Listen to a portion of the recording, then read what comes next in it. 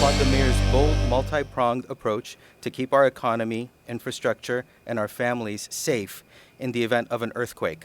That is why I have introduced Assembly Bill 428, the Seismic Retrofit Tax Credit. The first step towards ensuring a safer Los Angeles and California is strengthening our most vulnerable buildings.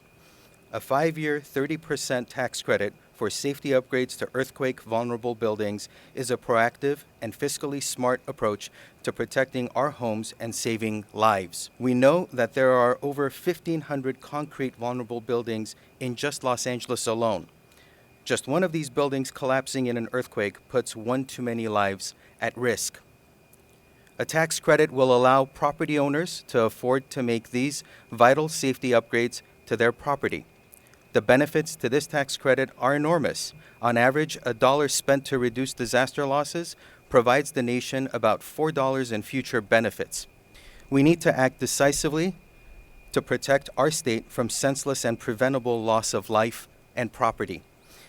AB 428 is a critical first step in developing the groundwork for the mayor's broader vision of keeping our infrastructure and economy intact in the event of a major earthquake. In the words of the mayor's science advisor for seismic safety, Dr. Lucy Jones, it's time to get concrete about concrete. So the fact that the San Andreas quake is coming, not a matter of if, but is coming, the plan for retrofits is now. But the plan also requires mandatory retrofits of soft story buildings. For example, those apartment buildings that are held up over just a couple skinny posts, often carports, beneath the housing. These exist throughout the valley, throughout Los Angeles. And Assemblymember Nazarian's bill, AB 428, is an important step in making our resilience preparation plans a reality by creating a new tax credit to help building owners retrofit some of the most at-risk structures. To our state leaders, join with Assemblymember Nazarian. We as a city cannot do this alone. We need our state and hopefully our federal government to help as well. But today before us, by providing a financial incentive, this bill encourages building owners to take action now, not just to protect their property and their investment, but all the lives of the tenants who live in them.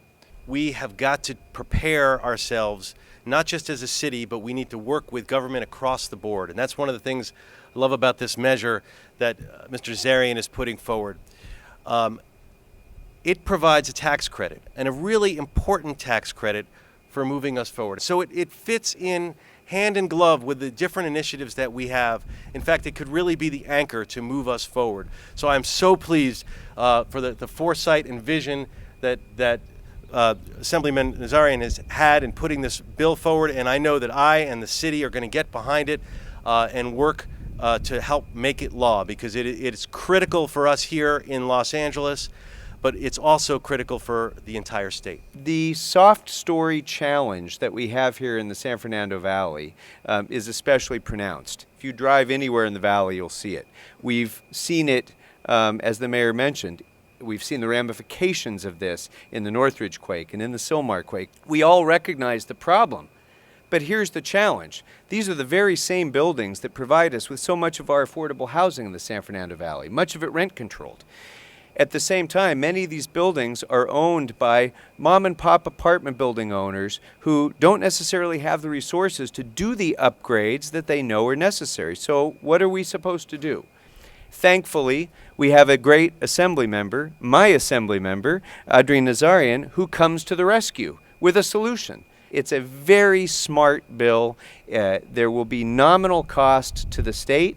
That cost to the state in foregone revenues will be more than made up for in new construction jobs, new revenues that come from that, investment in our infrastructure. It's a win-win solution that is a great investment in the future of Los Angeles. So please, join me in supporting AB 428.